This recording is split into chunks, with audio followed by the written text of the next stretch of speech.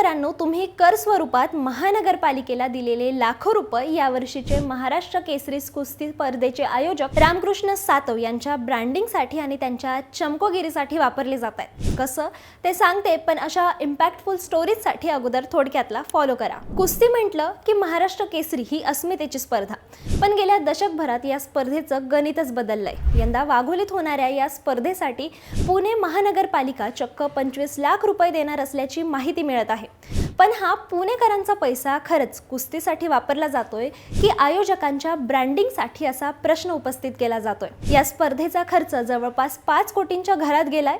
यंदा विजेतेला चक्क automatic Fortuner car आणि इतर खेळाडूंना बुलेट सारख्या गाड्या देण्यात येणार आहे. आलिशान गाड्या, झगमगाटी व्यासपीठ आणि 50,000ची गॅलरी, यामुळे ग्लॅमर तर वाढलंय, पण यात कुस्ती कुठेतरी मागे पडते अशी टीका आता होऊ लागली आहे.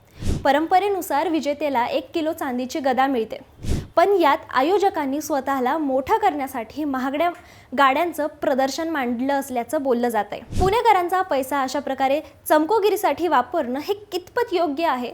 कुस्तीचा सन्मान महत्त्वाचा आहे की नेत्याचं ब्रँडिंग?